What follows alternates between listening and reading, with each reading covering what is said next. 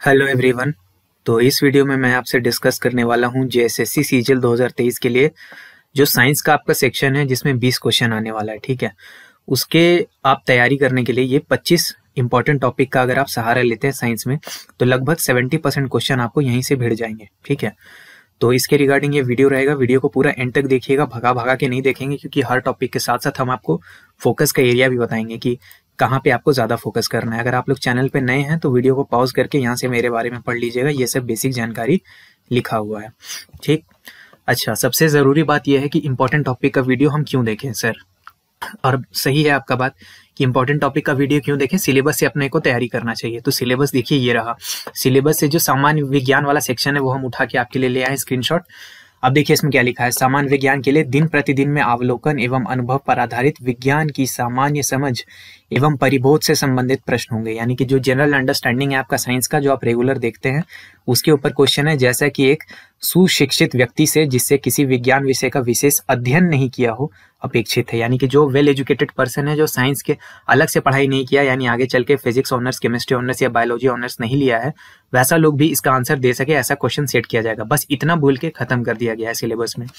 दूसरे सब्जेक्ट को अगर आप देखिएगा तो उसमें जेएसएससी काफी अच्छे से उसको एक्सप्लेन किया है, लेकिन साइंस में थोड़ा गड़बड़ी कर दिया है।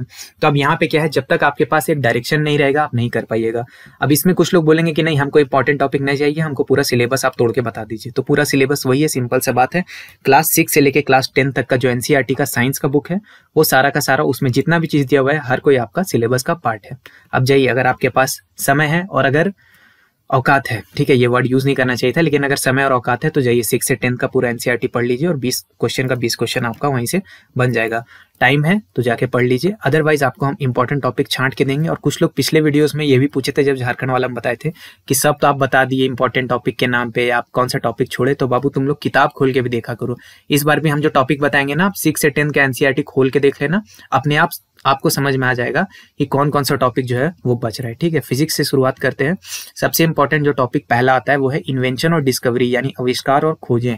इसमें आप ध्यान रखेंगे कि इसमें खास फोकस आपका रहेगा जो इलेक्ट्रॉनिक इंस्ट्रूमेंट होता है ना, जैसे टेलीविजन हो गया आपका, उसके बाद आपका मशीन वगैरह हो गया अलग अलग तरह का, उसके ऊपर आपका फोकस रहता है। बल्ब के ऊपर, ये सब जो इलेक्ट्रॉनिक इंस्ट्रूमेंट है उस पर ज्यादा फोकस रहता है। लेकिन सिर्फ फिजिक्स वाले इन्वेंशन डिस्कवरी करने का जरूरत नहीं है बाबू, जो आपका केमिस्ट्री और बायोलॉजी वाला भी होगा ना वो भी यहीं पे करना। हमको तो टॉपिक गिनती रखना था, इसलिए हम सिर्फ फिजिक्स में लिखे हैं, लेकिन केमिस्ट्री बायोलॉजी में भी अगर कुछ, जैसे कि सेल का जो डिस्कवरी है, माइक्रोस्कोप का डिस्कवरी है, ये सब जो है ये सबसे पहले कौन किया, ये भी आपको ध्यान में रखना होगा। ठीक है, तो इन्वेंशन डिस्कवरी, और इसमें खासकर जो भारतीय वैज्ञानिक रहे हैं उनके ऊपर आप ध्यान देकर के पढ़िएगा। ठीक है, हम आपको देखिए हिंट करते जा रहे हैं, अदरवाइज आप बोलिएगा कि 500 इन्वेंशन डिस्कवरी है, तो उसमें फोकस कहाँ करें, एक तो इलेक्ट्रॉनिक्स वाला में कीजिएगा और दूसरा जो इंडियन साइंटिस्ट होंगे उनके ऊपर कीजिएगा कि भारत में जो जो चीज का आविष्कार हुआ है या जो जो चीज की खोज हुई है उसके ऊपर थोड़ा सा आप अपना फोकस ध्यान रखेंगे। ठीक है, और अगर गलती से आपको झारखंड का कोई आदमी मिल गया ना जो किसी चीज का इन्वेंशन और डिस्कवरी किया होगा, तो वो तो एकदम आपको याद रखना है,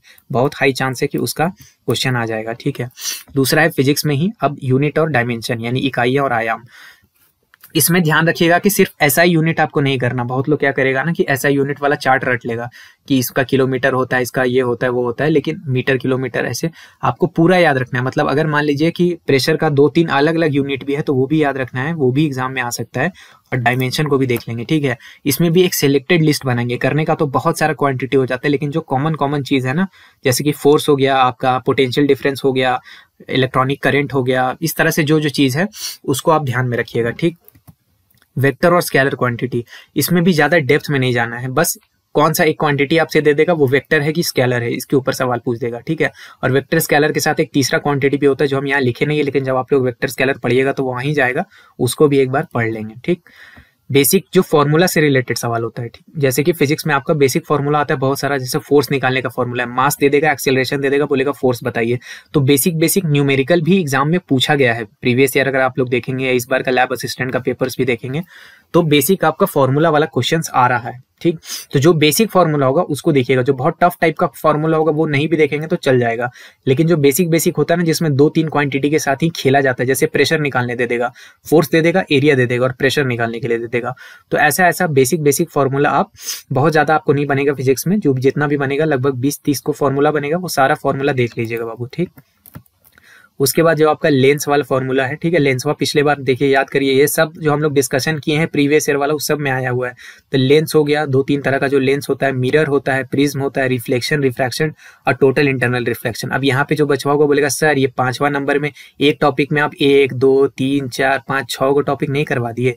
तो बाबू 6 को टॉपिक नहीं है, ये सारा एक ही टॉपिक जिसको ऑप्टिक्स कहते हैं। ऑप्टिक्स का ही पार्ट आता है, लेकिन ऑप्टिक्स जब पढ़ने जाइएगा ना तो बहुत सारे इसमें एक्स्ट्रा चीज भी होता है। वो एक्स्ट्रा चीज हम हटा के जो मेन फोकस एरिया है उस पे आपको ध्यान देना। इतना बात याद रखना बाबू कि जो हम टॉपिक बता रहे हैं ऐसा नहीं कि सारा सवाल सिर्फ इसी से आएगा, इसी को केवल कर लेना है, लेकिन कम मेहनत में पहले आप इसको तैयार कीजिए। जब ये आपका अच्छा हो गया तो इसके बाद दूसरा टॉपिक भी आपको करना है। ऐसा नहीं कि बाकी सब छोड़ के चले जाना है, लेकिन इस पे थोड़ा स्पेशल अटेंशन देना है क्योंकि ये सबसे सवाल ज्यादा आता है। ठीक, हीट और टेम्परेचर हो गया, यानी गर्मी और तापमान। अब हीट टेम्परेचर जब आप पढ़ेंगे तो कॉमन जो चीज हो रहा है, जो आसपास आपका हो रहा है, उसके ऊपर आपको देखना है।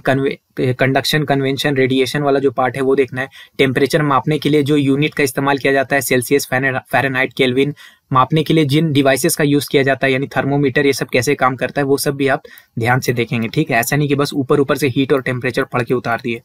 ग्रेविटी है, ग्रेविटी यानी गुरुत्वाकर्षण, इसमें भी आपका बेसिक न्यूमेरिकल से लेकर के यूनिट वगैरह के ऊपर क्वेश्चन आ सकता है और बहुत सारा इसका जो थ्योरेटिकल क्वेश्चंस है वो भी देखने के लिए मिला है।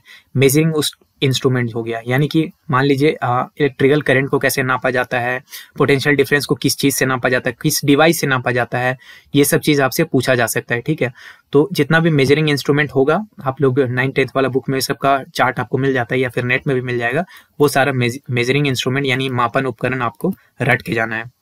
साउंड और वेव दोनों अलग अलग टॉपिक है, लेकिन एक दूसरे से काफी इंटरलिंक है। तो इसमें जब आप वेव करेंगे ना तो EMR यानी इलेक्ट्रोमैग्नेटिक रेडिएशन को भी कर लेंगे। इसमें जनरली क्या होता है ना कि gamma ray, X ray, UV ray, ये सब का जो आपका वेवलेंथ होता है, फ्रीक्वेंसी होता है, उसके ऊपर भी सवाल आया है। उसके बाद साउंड से ऊपर यानी अल्ट्रासोनिक, इंफ्रासोनिक, ये सब जो क्वेश्चन होता है, आजकल माक स्पीड जो होता है MACH माक, उसके ऊपर भी सवाल है। वेव वगैरह से सवाल है, ठीक है, जो 2-3 तरह का वेव होता है उसके ऊपर भी सवाल आता है। तो ये सब आप देख लेंगे और वेव से रिलेटेड जितना भी कैरेक्टरिस्टिक है ना उसके ऊपर स्पेशल ध्यान देंगे। जैसे कि आपका फ्रीक्वेंसी हो गया तो फ्रीक्वेंसी का डेफिनेशन देख लेंगे, वेवलेंथ का डेफिनेशन देख लेंगे, फ्रीक्वेंसी, वेवलेंथ और स्पीड को एक फॉर्मूला कनेक्ट करता है वो सब आप देख लेंगे। ठीक है, ऑसिलेशंस ये सब क्या होता है, एम्पलीट्यूड क्या होता है। तो ये जो वेव है, वेव से सवाल बहुत अच्छा गिरा है, तो वेव को अच्छे से पढ़ के जाइएगा। ठीक है, और 10वां टॉपिक, फाइनल टॉपिक जो है वो एक्सप्लेनेशन ऑफ कॉमन ऑब्जर्वेशन यानी भौतिकी का उपयोग करते हुए सामान्य अवलोकन की व्याख्या। यानी कि जो जो चीज आपको कॉमन दिखता है, बहुत सारा ऐसा चीज है। जैसे एक क्वेश्चन प्रीवियस ईयर में आया हुआ कि हम लोग स्केटिंग जो कर पाते हैं बर्फ के ऊपर, वो हम लोग किस चीज की वजह से कर पाते हैं, तो फ्रिक्शन इसमें इन्वॉल्व होता है, उसके वजह से कर पाते हैं। जो रोड है, रोड को थोड़ा तिरछा करके क्यों बनाया जाता है, जब टर्निंग होता है तो रोड को थोड़ा तिरछा कर दिया जाता है, ये किस कारण से बनाया जाता है, क्यों किया जाता है। तो ये सब जो कॉमन क्वेश्चन है, रात को तारे क्यों टिमटिमाते हैं, ये सब जो चीज है वो आपको फिजिक्स से रिलेट करना है कि फिजिक्स से रिलेट करके इससे कुछ सवाल दिया जाता है। तो ये जो 10वां टॉपिक है इसमें स्टार लगाते हैं, सबसे ज्यादा जो जरूरी है वो यही है। तो फिजिक्स का टोटल यहाँ पे टॉपिक आपका कंपाइल हो गया। अब अगर बाकी टॉपिक्स जानने से पहले बस बेसिक जान लीजिए कि JSSC CGL 2023 पेपर 3 का 10 प्रैक्टिस टेस्ट जो है वो हमारे एग्जाम क्लस्टर मोबाइल ऐप में अवेलेबल है, जिसका प्राइस जो है वो 10 सितंबर से बढ़ने वाला है। ठीक है, तो अभी ज्यादा दिन का आपके पास समय नहीं बचा। अगर 10 सितंबर रात 12 बजे तक आप परचेज कर लेते हैं तो केवल आपको 99 रुपए में मिल जाएगा। लेकिन 99 रुपए में अगर आपको लेना है तो आपको कूपन कोड ऑफिसर OFFICER ये कूपन कोड लगाना पड़ेगा। ठीक है, इंग्लिश हिंदी दोनों मीडियम में है और सॉल्यूशंस इसमें इंक्लूडेड है। ठीक है, बहुत लोग सॉल्यूशन नहीं देख पा रहे थे, तो सॉल्यूशन बेसिकली आपको क्या है कि जब आप पेपर सबमिट कर लेंगे उसके बाद आपको पूरा क्वेश्चन का लिस्ट आएगा, करेक्ट, इनकरेक्ट और अनअटेम्प्टेड करके, उसमें जाइएगा तो पूरा आपको सॉल्यूशन भी देखने के लिए मिलेगा। एरर वगैरह इसमें मिनिमम है और दोनों मीडियम में अवेलेबल है, आप जाके ले सकते हैं। लेटेस्ट एग्जाम पैटर्न पे अवेलेबल है और ज्यादातर लोग जो है उसका अच्छा रिव्यू हम लोग को दे रहे हैं, तो आप लोग एक बार जाके देख सकते हैं। पहला टेस्ट फ्री है, डेमो में एक टेस्ट आपको मिलेगा, वो डेमो का एक टेस्ट लगा के देख लीजिएगा, बढ़िया लगेगा तो जरूर आप ले सकते हैं, आपको बहुत फायदा करेगा। ठीक है, चलिए केमिस्ट्री में आ जाते हैं। केमिस्ट्री में सबसे पहले शुरू करते हैं पीरियोडिक टेबल यानी कि आवर्त सारणी। ठीक, पीरियोडिक टेबल में भी आप ज्यादा ध्यान देंगे जो D ब्लॉक, S ब्लॉक और P ब्लॉक जो है इस पे आप ज्यादा ध्यान देंगे। F ब्लॉक वाला जो एलिमेंट है आखिरी, उसको थोड़ा सा इग्नोर भी करके चल सकते हैं। हालांकि पूरा पीरियोडिक टेबल आपको अच्छा से देखना है। जो पीरियोडिक ट्रेंड है, यानी कि पहले हम लोग को पढ़ा जाता था कि एटॉमिक रेडियस बढ़ता है कि घटता है, किस तरफ बढ़ता है किस तरफ घटता है, metallic character, non metallic character, ये सब के ऊपर जो है सवाल आने का संभावना है। एटॉमिक थ्योरी बहुत ज्यादा जरूरी हो जाता है केमिस्ट्री में। एटॉमिक थ्योरी में खासकर जो सबसे इंपॉर्टेंट टॉपिक है वो है आपका कैटायन अनायन वाला कॉन्सेप्ट जो होता है ना, और एटॉमिक स्टेबिलिटी वाला यानी ऑक्टेट रूल है, 8 वाला जो ऑक्टेट रूल था, ये भी बहुत ज़्यादा इंपॉर्टेंट कॉन्सेप्ट है। तो ऐसा सब कॉन्सेप्ट आपको एटॉमिक थ्योरी में मिलेगा, तो इसको अच्छा से देख के जाइएगा। केमिकल बॉन्डिंग में भी बेसिक्स पढ़िएगा, बहुत ज़्यादा डीप में नहीं जाना है, लेकिन जो बेसिक बॉन्ड होता है ना, जैसे आपका इलेक्ट्रोवैलेंट बॉन्ड है, कोवैलेंट बॉन्ड है, तो ये सब जो बॉन्ड होता है यानी रासायनिक संबंध होते हैं, इसकी मूल बातें आपके दिमाग में सेट होनी चाहिए और एग्जाम्पल वगैरह को भी अच्छे से देख लीजिएगा, ठीक है। मेटल और नॉन मेटल जो है वो वाले चैप्टर आपको अच्छा से ध्यान से देख के जाना है। इसी के अंदर जब आप पढ़ेंगे तो आप क्या पढ़ेंगे, एलॉयज पढ़ेंगे, ठीक है। एलॉय के ऊपर सवाल आया हुआ है, बहुत बार रिपीट मारा है। कंडक्टर के ऊपर सवाल आया हुआ है, सेमी कंडक्टर के ऊपर आया हुआ है और सुपर कंडक्टर। ये सब आप बेसिक पढ़ेंगे, लेकिन हाँ इसका ढेर सारा क्वेश्चन भी आपको प्रैक्टिस करना है।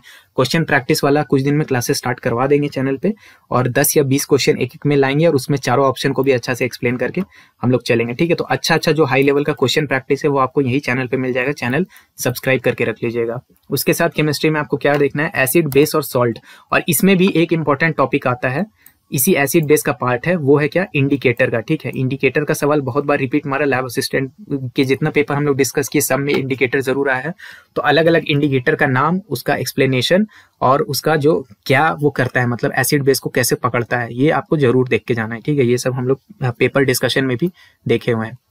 जरूरी जो केमिकल कंपाउंड है, ठीक है, जैसे कि आपका वॉशिंग सोडा हो गया, टेबल सॉल्ट हो गया, यानी आम जो नमक होता है उसका केमिकल फॉर्मूला क्या होता है, उसका कंपाउंड का नाम क्या होता है, तो ये सब चीज आपको देख के जाना है, ठीक है। क्विक लाइम हो गया, सोडा लाइम हो गया, ये सब वाला जो क्वेश्चन होता है वो किसको बोलते हैं, उसका कंपाउंड का फॉर्मूला क्या है, ये आपको देख लेना है। हाइड्रोकार्बन यानी कि कार्बन का जो कंपाउंड होता है वो 10th लेवल तक देखना है, यानी बेसिक्स देखना है, बहुत डीप में आप नहीं जाएंगे। और इसी में आप जो अल्कोहल हो गया, मीथेन, इथेन, इथाइन, ये सब जो चीज होता है उसको बढ़िया से देख के जाएंगे, उसका फॉर्मूला से ऊपर, और फिर उसका जो बेसिक केमिकल रिएक्शन होता है छोटा छोटा, उसके ऊपर सवाल आएगा। तो एकदम बेसिक्स में देखना है, लेकिन 10th तक वाला हाइड्रोकार्बन आपको पूरा देखना है। जो बेसिक बहुत अच्छा क्वेश्चन होता है, जैसे वनस्पति, ये सब घी, वो सब कैसे बनता है, उसमें क्या ऐड किया जाता है, क्या सब्ट्रैक्ट किया जाता है, कौन सा उसमें आपको कंपाउंड का इस्तेमाल होता है, तो ये सब चीज आपको पूछा गया है। और ऑक्सीडेशन रिडक्शन भी इंपॉर्टेंट है, खासकर ऐसा जो आपका ऑक्सीडाइजिंग एजेंट और रिड्यूसिंग एजेंट के ऊपर सवाल बहुत देखने के लिए मिला है। फाइनली बायोलॉजी का बात कर लेते हैं। सेल, डीएनए और आरएनए। सेल को आप बहुत बढ़िया से पढ़ेंगे। सेल यानी कि कोशिका को एकदम अच्छा से देख के जाना है। कोशिका के जितने भी उसमें पार्ट्स होता है, उसका जो डायग्राम होता है बेसिकली, उसके अंदर जो चीज होता है उसका सारा फंक्शन आपको पता होना चाहिए। डीएनए और आरएनए का बेसिक फॉर्मेशन कैसे होता है, इसमें इसका कैरेक्टरिस्टिक क्या क्या होता है, डीएनए में क्या मिलता है, आरएनए में क्या मिलता है, दोनों का एक बेसिक जो डायग्राम ढांचा होता है, इसको भी आप देख के जाएंगे और सेल से रिलेट मारेंगे। न्यूट्रिशन यानी कि पोषण, इसको भी आपको अच्छे से देखना है। उसके साथ विटामिन, मिनरल। अब विटामिन मिनरल में ही आपको एक टॉपिक मिलेगा कि कौन से विटामिन या कौन से मिनरल की कमी से कौन सा बीमारी होता है, वो भी आप इसमें इंक्लूड करके पढ़ेंगे। मिनरल में भी आपको ध्यान देना है आयरन वगैरह पे, ठीक है, क्योंकि झारखंड जैसे एरिया में क्या है कि आयरन की जो कमी है, एनीमिया वगैरह का मेजर इशू चलता है, तो उससे सवाल आने की ज्यादा संभावना है। विटामिन में एक विटामिन बी का पूरा फैमिली है, ऐसा नहीं कि बस बाबू जाके विटामिन बी रट लिया कि बस विटामिन बी देख लिया, बी का पूरा फैमिली है, तो उसको पूरा देखना। विटामिन B12 का केमिकल नेम क्या है, उससे कौन सी बीमारी होता है, क्या चीज खाने से वो चीज हमको मिलता है, ये सब आपको देखना पड़ेगा। इंसानी शरीर जो है उसमें जितने ऑर्गन है, यानी कि जितने अंग है और अंग प्रणालियां, ऑर्गन सिस्टम, जैसे डाइजेस्टिव सिस्टम हो गया आपका, सर्कुलेटरी सिस्टम, नर्वस सिस्टम, ये सब आपको अच्छा से देखना। अलग अलग ऑर्गन, और ऑर्गन में भी सबसे ज्यादा इंपॉर्टेंट आपका दिमाग और दिल, यानी हार्ट और ब्रेन, इसके ऊपर बहुत सवाल आता है। किडनी, लीवर, ये सब से रिलेटेड। इंसान का जो शरीर है इससे रिलेटेड भी बेसिक फैक्ट जो हो गया कि इसमें कितने हड्डी हैं, कितने मसल हैं, कितना लीटर ब्लड होता है, कितना पानी है, कौन सा एलिमेंट सबसे ज्यादा है, कौन सा कम है, ये सब सवाल जो है ह्यूमन बॉडी से रिलेटेड, इंसानी शरीर से रिलेटेड, इससे बहुत क्वेश्चन आया है। डिजीजेस यानी कि रोग, इसमें भी बच्चा गलती क्या करेगा ना कि केवल इंसानी डिजीज रटेगा, नहीं, इंसानी डिजीज नहीं, गाय, बैल, बिल्ली, भैंस, बकरा, ये लोग को कौन सा बीमारी होता है, थोड़ा बहुत ये भी देख लेना। थोड़ा जो प्लांट्स को जो होता है, ठीक है, यानी कि पेड़ पौधा को, झारखंड में बहुत ज्यादा किसानी होता है, तो किसान लोग को जो किस किस बीमारियों का सामना करना पड़ता है, यानी कि मक्का को कौन सी बीमारी होता है, ठीक है, गेहूं को कौन सा बीमारी लगता है, ऐसा ऐसा जो बेसिक बीमारी है और किसके वजह से वो बीमारी हो। जैसे कॉलेरा होता है तो बैक्टीरिया की वजह से होता है या वायरस की वजह से होता है, ऐसा क्वेश्चन भी पिछला बार देखने के लिए मिला। अभी कोविड-19 से रिलेटेड वैक्सीन वगैरह भी आप इसमें इंक्लूड करेंगे कि वैक्सीन कैसे काम करता है, एंटीबॉडी क्या होता है, एंटीजन क्या होता है, ये सब आपको डिजीजेस वाला चैप्टर में अच्छा से देख के जाना है। और हार्मोन्स और एंजाइम, यानी कि अलग अलग जो हार्मोन है हमारे शरीर में, उनका क्या काम होता है, वो कहाँ से निकलते हैं, उनका ज्यादा हो जाने पे क्या होता है, उनके कम हो जाने पे कौन सा रोग होता है। एंजाइम जो होते हैं अलग अलग, कौन सा एंजाइम किस चीज को पचाने में मदद करता है और वो कौन से ऑर्गन में निकलता है, ये सब भी आपको देखना है, ठीक है। और फाइनल टॉपिक है फोटोसिंथेसिस, यानी प्रकाश संश्लेषण। फोटोसिंथेसिस में भी आपको बेसिक चीज देखना है कि जो कौन सा ऑर्गन है प्लांट का जिसमें ये होता है, इसका जो बेसिक केमिकल रिएक्शन है वो सब आपको देखना है, और इसका जो प्रोडक्ट बनता है उससे क्या क्या होता है, ठीक है। हालांकि फोटोसिंथेसिस में अब थोड़ा सा डीप लेवल का भी क्वेश्चन आ सकता है, तो इसको थोड़े अच्छे से पढ़िएगा, ठीक है। ये बेसिक टॉपिक था, हम आपको बता दिए हैं। जरूरी नहीं है कि सारा क्वेश्चन इसी से आएगा, हम पहले भी आपको बताएं लगभग 70% क्वेश्चन आप इससे मान के चलिए, लेकिन इसको हम सिलेक्टिव रूप में पढ़ेंगे, पहले ज्यादा इस पे ध्यान देंगे, और जब ये हमारे इतने टॉपिक्स अच्छे से कंप्लीट हो जाएंगे तब हमको बाकी दूसरे टॉपिक्स की तरफ मूव करना है। बाकी हम लोग जो MCQ करेंगे हाई लेवल वाला, उसमें आपको एक्स्ट्रा टॉपिक्स भी मिलते चला जाएगा, ठीक है।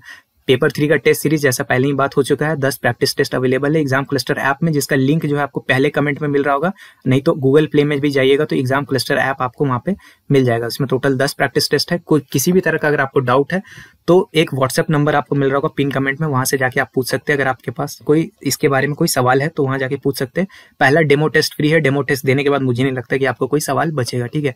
और 99 रुपए में लेने के लिए आपको कूपन कोड ऑफिसर का इस्तेमाल करना है। वीडियो देखने के लिए आपका बहुत बहुत धन्यवाद। मेरा नाम है ऋषिकेश। जय हिंद।